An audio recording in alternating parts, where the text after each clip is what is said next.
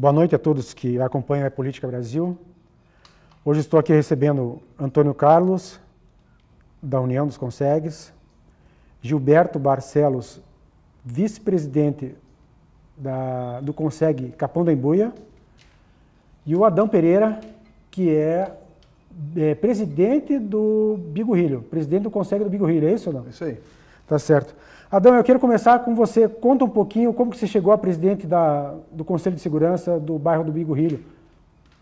Então, eu trabalhei em uma empresa na Volvo do Brasil durante um tempo e a minha formação é segurança do trabalho, né? Uhum. E após ter saído dessa empresa, a gente sempre está... como eu tenho comércio no bairro, então eu sempre me posicionei na questão de melhorias para o bairro. Uhum. Onde eu entrei no Consegue como conselheiro, né? Posteriormente, fiquei vice-presidente e agora estou como presidente do Consegue. Só para as pessoas que estão em casa saberem, quanto tempo é o teu mandato como presidente do Conselho? São 2 anos. 2 anos? 2 anos. É. Gilberto, se apresenta para o pessoal do Política Brasil e conta, você foi empossado ontem, é isso? Fui empossado ontem, mas eu já estava na chapa anterior também como vice-presidente. Eu posso ter uma renovação de mandato e eu sou da iniciativa privada. Aí eu fiquei 10 anos em casa, sem ter uma perspectiva do que estava acontecendo, falando e não tendo retorno. Aí resolvi entrar no Consegue, há 2 anos atrás, há 6 anos atrás, para saber o que estava acontecendo. Por que antes eu só reclamava e não agia? Resolvi ir para a linha de frente para saber o que estava acontecendo. E hoje nós temos um bom trabalho dentro da nossa região em relação à segurança. Tá certo. E o Antônio Carlos, que é nosso parceiro, nosso amigo, está sempre aqui no programa com a gente. Antônio, como é que está a União dos Consegues? Primeiramente, um prazer, Miguel. Muito obrigado pelo convite novamente. Estou aqui representando a União nesse momento. A União dos Consegues continua com o seu foco principal, que é a integração entre os membros, né, entre os conselhos de segurança do Estado do Paraná. E nesse momento nós estamos numa época de transições. Então, assim como teve a posse ontem do Consegue Capão da Embuia, já tivemos outras posses nesses meses que se passaram e temos algumas outras posses programadas daqui para o final do ano. Então, nosso objetivo nesse momento, fazendo parte da integração, é priorizar a parceria junto com esses membros que já estão sendo empossados nesse ano. Ou seja, prestigiando o evento de cada Consegue, né? Dando força para todos eles e já integrando os membros da União dos Consegues. Então é um momento de fortalecimento aí com as posses. Então, Antônio, eu tenho visto e tenho acompanhado o trabalho de todos vocês e acho de extrema importância e acho que o Estado tem que ouvi-los mais, tem que chamar vocês. Não só a CESP ou o coordenador, que eu sei que os conselhos de segurança têm um coordenador, mas não, o governador tem que saber do trabalho de vocês, tem que saber o que vocês estão fazendo, tem que saber o que acontece, não só na Curitiba, mas na região metropolitana, no litoral, em todo o estado. Em todo o estado tem Consegue, não é verdade, Antônio? Tem. Você sabe quantas cidades do estado tem os Consegues? Não sei quantas são. Hoje nós temos mais de 100 Consegues ativos, né? E gradativamente eles vão trocando, como aconteceu ontem, por exemplo, no Capão da Embuia, troca a diretoria. Eventualmente, você não tem uma reposição. Vence a carta constitutiva e não há uma renovação por falta de participação da população ou por falta de uma nova chapa ou aquela mesma chapa que dê dar continuidade. Então, eventualmente, se consegue fica desativado. Ele tem a carta constitutiva, é um Consegue que existe, mas ele está desativado, porque não tem pessoas que participem. Então, nós temos uma grande quantidade de Consegues nessa situação hoje. Então, uma coisa que eu quero comentar com você, que eu acho que é uma ideia que vocês devem difundir para todos os Consegues, que é o seguinte: vocês podem ter título de utilidade pública, tanto municipal, quanto estadual, quanto da União. Vocês podem captar recurso,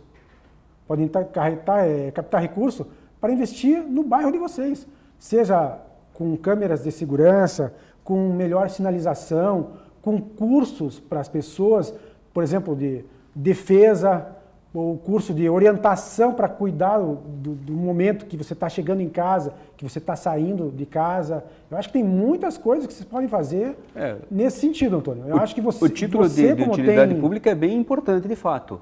mas nós da União pretendemos não tê-lo. Por quê? Porque envolve, não, isso primeiramente... individualmente. Primeiro envolve você ter um CNPJ ativo, você tem que ter despesas, tem custos, e a União não quer esse tipo de envolvimento. Ela quer servir como um órgão integrador, mas totalmente extraoficial, porque é como se fosse uma reunião de amigos. Nós somos conselheiros trocando informações. Vocês se reúnem para discutir a situação da segurança no geral. Entre todos. Então, mas cada um é diferente, né? Aqui a gente tem do Conselho do Bigorrilho, do Capão da Embuia. Individualmente, eles podem fazer isso. Sim, devem. Vocês sabem disso. Inclusive está ocorrendo, né? Ontem eu vim de um treinamento da semana toda, né? Do Sejus aqui, de Curitiba, onde a gente fez um curso de mediação para que a gente possa atender a população e ser o mediador de conflito. Então o CONSEG vai ter, já está formando, né, grupos onde essas pessoas do CONSEG farão esse tipo de trabalho. Tirando aquela carga lá do judiciário. Entendi. Que é aquele processo que o vizinho entra com outro vizinho, que gera todo aquele custo, né? E você tem lá, digamos assim, vários tipos de situações, né? Onde você consegue trabalhar e eliminar na fonte. Entendi. Já na fonte. Entendi.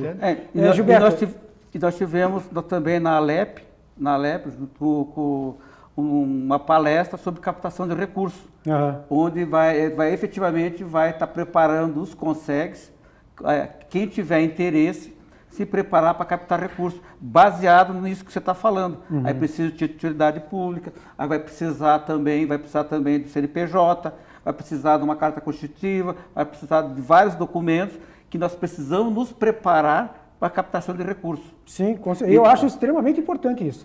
Porque vocês vão fazer, o leque de atuação de vocês aumenta demais. Vocês vão poder formar pessoas, vocês vão poder ter curso dentro dos CONSEGs para jovens que estão ali na rua, no bairro. Pô, vem aqui, vai fazer um curso de informática, vai fazer um curso de panificação, sei lá. Mas eu acho que é importante isso. E são ações focadas, né? Justamente. Ações focadas justamente num problema local e que você tem mais conhecimento de causa para poder combater efetivamente com as medidas corretas, porque não é a mesma medida ou a mesma solução para todos os problemas. Com certeza. Cada bairro tem uma peculiaridade. Isso. Na verdade. Exatamente. Adão, eu quero saber como que está a segurança no bairro do Bigorrilho. Inclusive, eu sou teu vizinho. E eu vou te cobrar. Maravilha.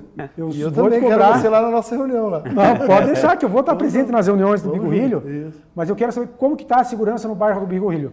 Porque dificilmente eu ando próximo eu moro na Padre Anchieta, dificilmente eu ando ali. Mas quando eu ando, eu faço questão de conversar no comércio. E eu sei que existem alguns pontos específicos onde tem pessoas que são abordadas por menores, por adolescentes, mesmo que pessoas que estão ali como se fosse um trabalho. Eles estão ali para roubar, para tirar tipo de crime, né? Para todo tipo de crime, justamente. O que a gente tem feito e trabalhado nesses últimos 4 anos e meio, que é o tempo que eu estou presente ali, em relação ao ano passado para esse ano, nós tivemos uma diminuição de 30%. Né? Aí você pode atacar na parte da marginalidade, de assalto à mão armada, são vários pontos, né? Mas o que a gente tem trabalhado muito hoje é justamente essa questão da abordagem. Então é muito difícil hoje a informação chegar para aquele morador, né? Para aquele senhor de idade, né? Para as pessoas que não conhecem o CONSEG. Então, como a gente estava falando anteriormente, é um mix. Você tem que trabalhar nas escolas para quê? Para difundir que existe o CONSEG. Numa faculdade, como ali nós temos, no hospital, que faz parte ali também. Sim. Então, hora você fala com a pessoa, eu não conheço o CONSEG. Né? Então, é uma organização, né? Nós estamos como comunidade organizados. É válido falar também que é um trabalho comunitário. Nós estamos aqui hoje falando de CONSEG, mas por trás da minha pessoa eu não tenho salário, eu não ganho por isso. Né? Eu não ganho um salário, digamos assim, mas eu tenho um ganho porque a minha família mora lá, porque eu tenho comércio no bairro e os meus clientes estão seguros. Né? Então, o que eu busco é melhoria para o meu bairro. Então isso não tem preço quando a gente fala em valores, né? Pode falar. Não, mas deixa eu interromper. Por isso que eu comentei com vocês logo no começo do programa que é importante vocês terem esses títulos de utilidade pública, vocês terem recurso. Por quê? Para você poder informar a população você confeccionar panfleto, cartilhas, informando sobre o Conseg. Custo de marketing, né? Custo de marketing. Justamente, e por isso, mas desculpe te interromper, continue então. Não, tranquilo. E aí nós temos vários meios aí que, por ano que vem, um dos projetos nossos é adentrar as escolas, as próximas que nós temos ali, fazer lá um projeto de o Conseg Mirim, então explicar e ver a possibilidade com a direção da escola, se eles têm interesse em montar dentro do seu colégio, né? E aí vai se tratar toda a questão de prevenção, de uso de drogas, de armamento, arma branca, o que não é, como é que funciona. Quem hoje está apoiando o Conseg, quais são os braços dele? Aí é a Polícia Militar, é a Polícia Civil, o que cada um faz? Aí para nós já temos um ganho. Né? Sim. Então, e hoje, dessa forma, esses 30% a menos em relação ao ano passado é justamente disso.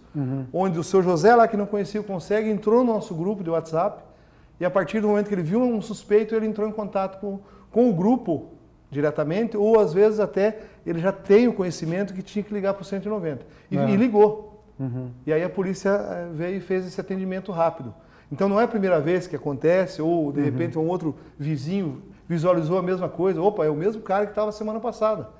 Então isso tudo faz com que diminua. Por quê? Porque se eu sou a pessoa que vai lá tentar tirar uma vantagem desse bairro, opa, eu estou sendo visado.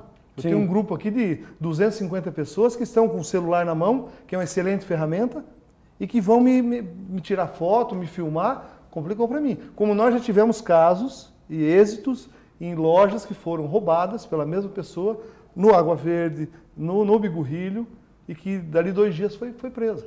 Então, agora você comentando esse caso, é bem importante isso, porque nas Mercês, se não me engano, Antônio, tinha um rapaz que fazia pequenos furtos, assaltos ali, era sempre a mesma pessoa, até que se conseguiu tirar essa pessoa de circulação. Né? Durante o período que eu estive nas Mercês, aconteceram alguns casos, por exemplo, né?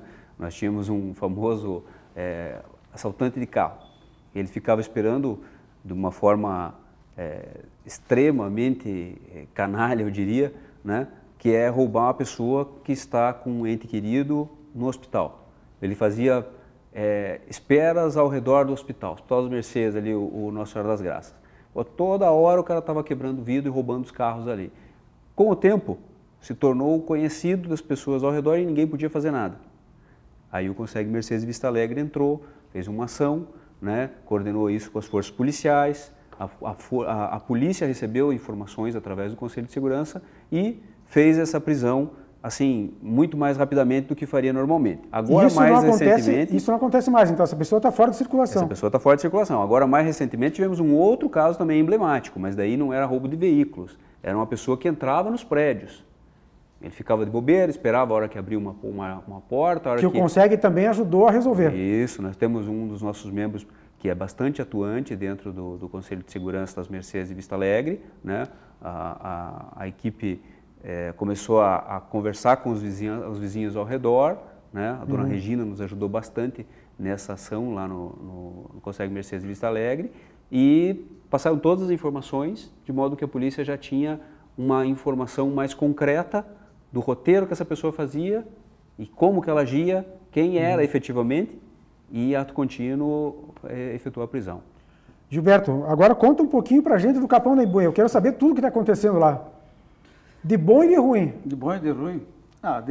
De bom que nós também tivemos uma efetiva evolução da polícia, que há bastante tempo passamos uma época meio complicada, que antigamente tinha 2 viaturas para 29 bairros, 690 mil moradores. Aí depois, agora, as viaturas voltaram ao normal, consequentemente houve uma diminuição da criminalidade. Por outro lado, a PM... nos mostra o dado de redução da criminalidade. O que a gente não constata, não tem como constatar quantas pessoas têm problemas de assalto e não abrem os BO. O próprio governo demonstra uma redução, mas dentro daquela redução tem as pessoas que são assaltadas e não têm a credibilidade há muito tempo que não tinha na polícia e não abrem os respectivos BO, que são os boletins de ocorrência. Então a gente não sabe se aqueles dados necessariamente são reais. Isso eu acho preocupante, porque a gente não tem um mapa geral desses acontecimentos. porque eu acho que o número de BOs que não chegam às delegacias é grande, é infinitamente maior. Tanto é que nós estamos lá atrás, já estivemos conversando com o comandante-geral da Polícia Militar para que nós tivéssemos esses acessos. E esses boletins estão chegando assim esporadicamente. Já estivemos conversando com o deputado Rubens Recalcati também para entrar via Assembleia Legislativa para que os CONSEG tenham em mãos os números da Polícia Militar. Como também os números da Guarda da GM, que também não são divulgados. Então a GM faz algumas abordagens, algumas evidências que são constatadas, que são realizadas, mas nós não temos acesso. Então isso que eu queria perguntar. Eu sei que vocês têm reuniões mensais. Nessas reuniões mensais, tanto a Polícia Militar quanto a Guarda Municipal não teriam que estar presentes e revelar e passar esse número? Eles têm que estar presentes, eles são membros natos, são obrigados por lei a estar presentes. Agora, divulgar os dados é uma outra situação. Que eles ainda não tá ainda bem sedimentado, bem definido o que pode ser feito. Porque tudo isso está envolvido, a criminalidade está envolvido também em outros aspectos que as pessoas não levam em consideração, que é o nível de criminalidade que tem na cidade de Curitiba, que tem no estado do Paraná e que tem no Brasil. Que isso está vinculado com as taxas de juros de empréstimo bancário do BID. Quanto mais o nível de criminalidade aumenta, mais é diminuído, é mais aumentada a taxa de juros. Do ano de 2018 teve um aumento de 0,34 em cima de 183 bilhões de dólares de importação, que é o nível de seguro da importação. Quanto de dinheiro representa? Só que esses dados não vêm a público. As pessoas não sabem. Então, efetivamente, os CONSEG e outras entidades estão envolvidos numa situação que não sabem necessariamente o que pode ser. Como também está envolvido que a Caixa Econômica Federal e o Banco do Brasil não abrem agência no interior se não tiver um CONSEG aberto. Entendi. Então, tem várias situações envolvidas dentro desses aspectos. É isso. Pessoal, a gente parou aqui bem numa conversa interessante, que é o levantamento e as informações passadas, ou que deveriam ser passadas tanto pela PM quanto pela Guarda Municipal. Antônio, fique à vontade aqui para você passar essas perguntas aqui para os nossos convidados. Veja, a questão das estatísticas, tanto a Polícia Militar, a Guarda Municipal, eles divulgam para nós, dentro do mês, o que aconteceu no mês anterior, em cada reunião. Então, vai lá o capitão, o tenente responsável pela companhia na nossa reunião, e eles sempre participam, e nos dão as informações. Então, a Polícia Militar vai nas reuniões e passa as informações daquilo que aconteceu no mês anterior. Se você pedir uma informação que tenha vínculo com o ano anterior para você fazer pareto, né, comparar, deixa eu essa informação. Tirar uma dúvida, que é uma dúvida minha. Por exemplo, a tua reunião é no dia 30. Você tem que pedir essas informações com uma certa antecedência. Aí é que está. Então, mas deixa eu continuar aqui. Você pode pedir informações sobre um caso específico ou não? Não, você pode pedir, mas aí depende Se você recebeu ou não é outra história. Porque depende da pessoa envolvida ter registrado corretamente, depende da investigação estar ou não em curso, porque a Polícia Civil está abarrotada de coisas que não consegue concluir por falta de efetivo. Está com menos de 30% do efetivo, Polícia Civil. Então, é uma vergonha dizer isso, mas o Estado não está cumprindo as suas funções com as forças policiais. Não está cumprindo a quantidade mínima de policiamento necessário pela quantidade de população que o Estado tem. Isso é previsto em lei. Isso é previsto em lei. Tem lei prevendo a quantidade de polícia militar, tem lei prevendo a quantidade de polícia civil. E o Estado não cumpre isso. E não estou dizendo o Estado esse governo, estou dizendo o Estado como um todo. Desde que foi colocado o limite, ele não foi cumprido.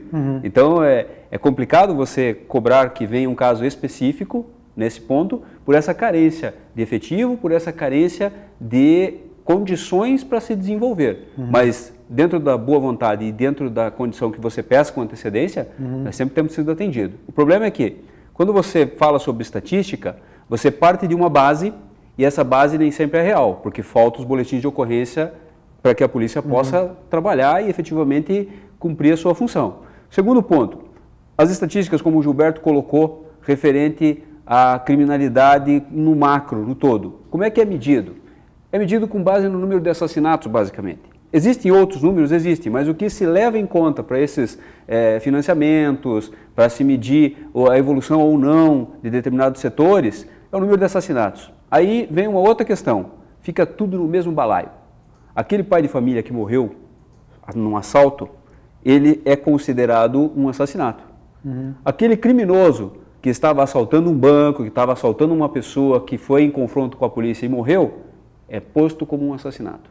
Então, não há uma distinção entre quem morreu por conta de algum tipo de crime, né, de assalto ou de invasão, qualquer coisa assim, um crime passional, não é distinto daquele criminoso que morreu causando um mal à sociedade. Então, eu acho que essa análise deveria ser dissociada para causar uma impressão real de qual é a perda que a sociedade está tendo. Então, eu só queria ver com o Gilberto. Gilberto, qual que é a delegacia que atende teu bairro? O 6º Distrito. 6º Distrito. E o Capão da Embu é bem atendido pelo 6º Distrito? O Capão da Embu é muito bem atendido pelo 6º Distrito, o delegado Wallace, supervisor Roberto Ramires. Nós não estamos tendo problema ali, estamos muito bem atendidos. Todas as vezes que nós precisamos, nós tivemos a solicitação atendida. E lá no Bigorrilho, no nosso... O Bigorrilho é o segundo distrito aqui do Bom Retiro, que nos atende, o capitão Walter. Também tem participado de todas as reuniões, está atento a todo momento, tem inclusive palestras quando a gente ministra algum tipo de treinamento, ele faz questão de participar. Né? Anteriormente era nós tínhamos ali fugiu o nome agora, que também sempre nos atendeu. Né? Então, E o efetivo, tanto do Capão da Embuia quanto do Bigorrilho, é suficiente? Tem atendido. Eles solicitaram aí há uns 2 anos atrás, né, melhorias para isso, e tanto a União dos Consegues quanto todos os Consegues aí foram lá e fizeram essa solicitação, né? E de forma, lógico que não está 100%, né? Mas de forma crescente aí tem melhorado. Mas veja, então, de toda forma, você fala de Paraná, a realidade é outra. Isso. Porque nós estamos na capital. A capital é muito bem atendida, a capital tem um potencial e um foco diferenciado. Quando você vai para o interior, tem cidade que não tem destacamento de polícia militar porque não tem polícia suficiente para isso. Tem cidade que não tem delegacia suficiente, que não tem delegacia, inclusive. Então, eu acho que em segurança pública é importante destacar que nós moramos no país, moramos no estado como um todo, né?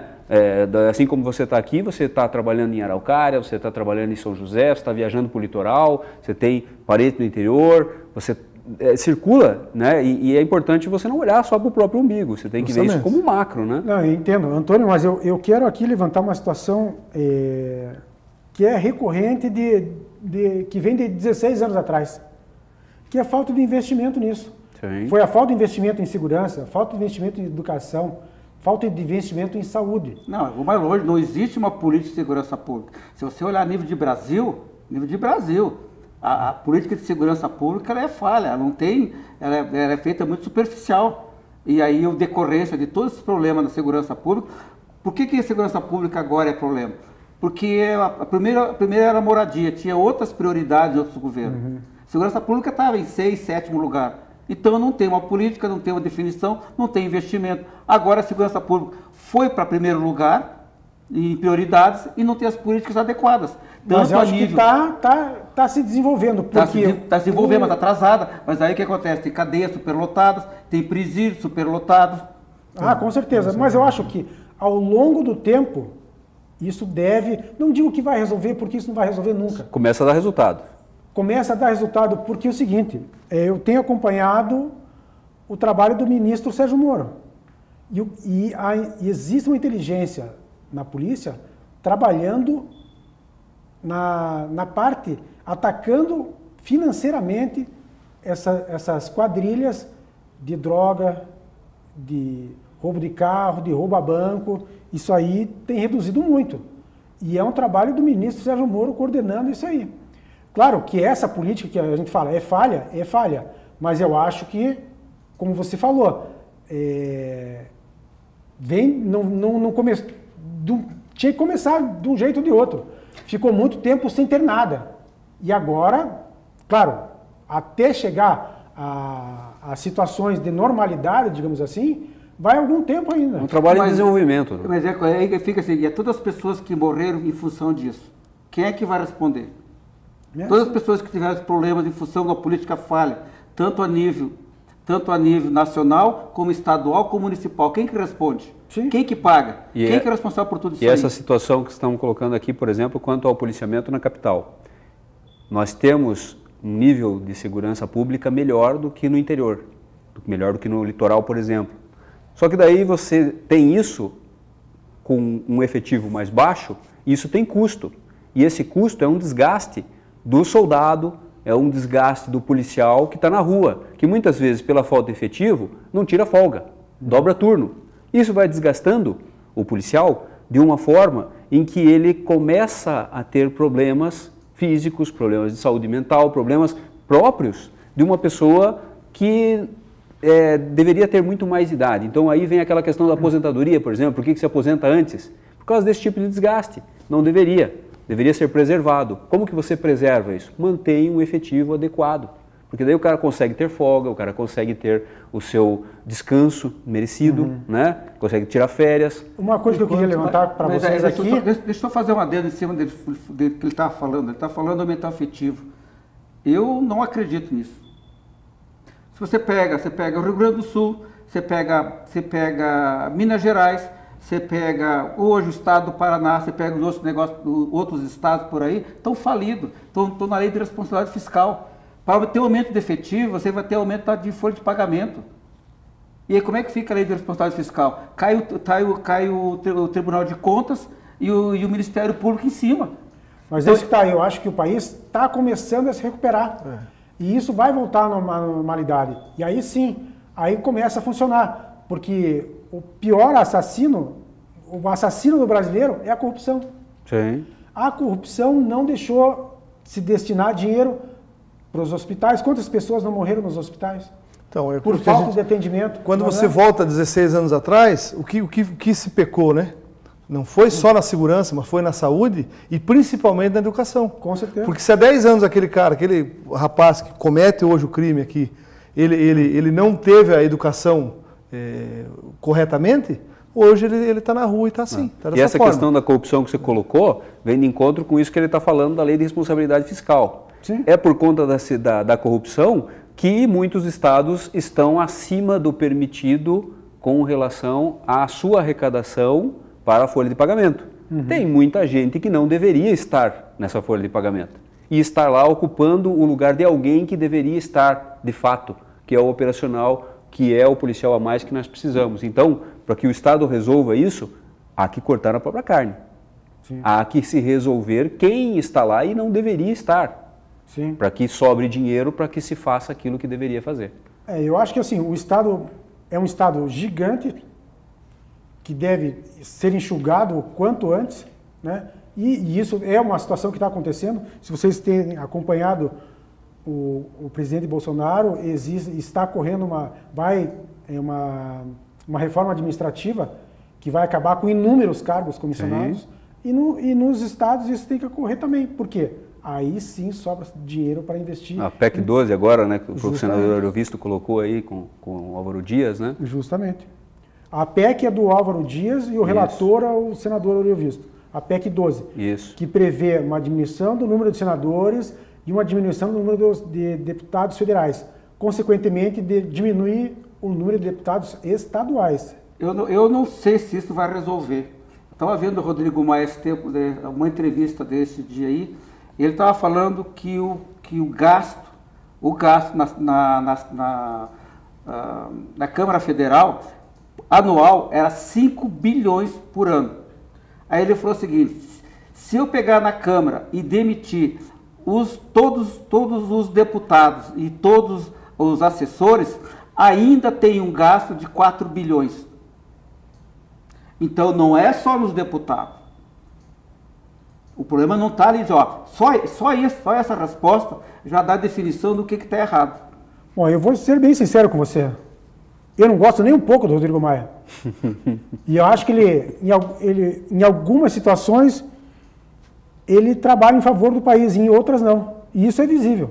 É um trabalho tendencioso, né? Então, assim... eu acho que o que entra aí é justamente o mudar, né? Sim. É o mudar que cada um mude. Então, o que a gente tem pedido aí, voltando agora para a questão dos consegues, é que a comunidade procure saber aonde é o seu CONSEG, quem é o seu representante, o que eu hoje posso fazer para que diminua a criminalidade lá. Porque se eu ficar esperando o governo, nós tivemos aí, hoje mesmo vi noticiário de 300 dias do governo do estado do Paraná, que o Ratinho está fazendo um excelente trabalho.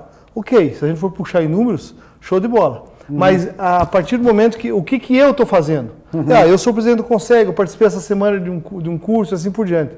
Se cada um puxar para o seu eu, né? Sim. E dentro das escolas, dentro da casa, de cada um, dentro da sua família, qual que é a responsabilidade? O meu filho, né, a educação é como a gente sempre falou, não é só lá na escola, a educação começa dentro de casa. Com certeza. Então, né, essa questão de tomar vantagem, eu vou estacionar aqui no lugar do idoso, eu vou tirar uma vantagem daqui, essa coisa do brasileiro, né, que é o que tem que mudar para que a gente possa seguir em frente aí, e lógico, automaticamente vai se melhorar. Eu acredito num Brasil melhor. Mas eu sei que eu vou ter que meter a mão na massa, como eu já estou fazendo. Com certeza. Né? Então é bem complicado isso. Não existe mais essa situação de a gente estar sentado numa cadeira esperando as coisas melhorarem. Cada um vai ter que fazer a sua parte. Você vai fazer a sua, Gilberto? Vou fazer a minha.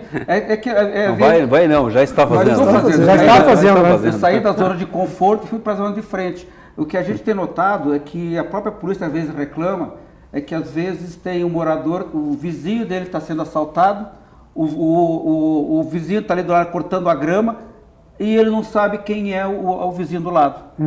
E isso ocorre em toda a região. E depois as pessoas vão para os grupos de WhatsApp fazer reclamação contra a polícia. Só que nem ele conhece o próprio vizinho.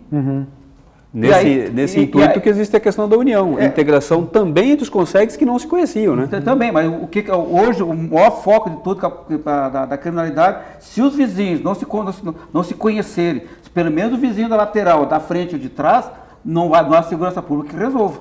Porque aí vai ter que botar um policial em cada casa. Sim.